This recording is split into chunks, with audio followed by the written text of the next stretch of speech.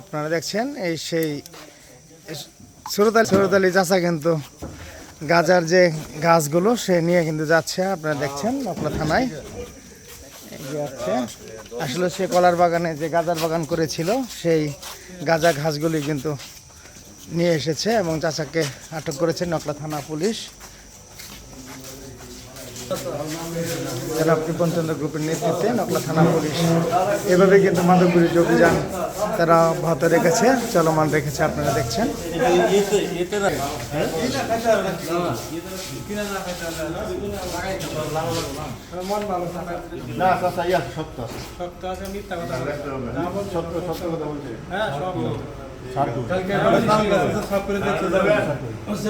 চারা লাগাইছো না বীজ লাগাইছো? বিসি আছে আর বাসা কতটি বীজ আছে?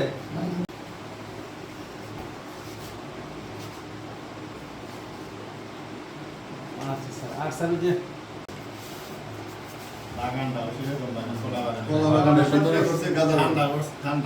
মাঝখানে তো বাগানে আছে। আপনারা দেখছেন নকলা থানা পুলিশের একটি টিম, জনাব নকলা থানা অফিসার ইনচার্জ কৃপণচন্দ্র গ্রুপের নেতৃত্বে তারা কিন্তু এই যে এসআই আমাদের লোকমান ভাই আছে, মোজাম্মেল ভাই আছে এবং এসআই সুনামিয়া ভাই আছে, তাদের নেতৃত্বে কিন্তু এই গাজার বাগান এই যে সুরতালি না সুরতালি ভাই যে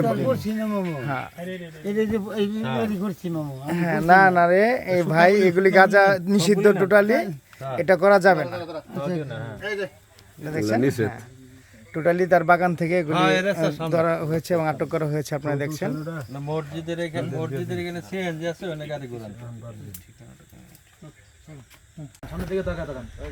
প্রিয় ভাইরা, আপনারা দেখছেন এই পূর্ব কলাপাড়া যে এলাকা ফকরিবাড়ির পাশে এই যে চৌতালি ভাইকে আসলে কিন্তু আটক করেছে নকলা থানা অফিসার ইনচার্জ জনাব কৃপণচন্দ্র গ্রুপের নেতৃত্বে। নকলা থানার এসআই লোকমান ভাই আছে, এখানে উপস্থিত আছে মোজাম্মেল ভাই আর সহ সুনামিয়া ভাই সহ আরও অনেকে আছে। তাদের নেতৃত্বে কিন্তু আজকে যে কলার বাগান থেকে কিন্তু গাজার বাগান করে রেখেছে সেই গাজা সহ কিন্তু আটক করেছে। আপনারা দেখছেন।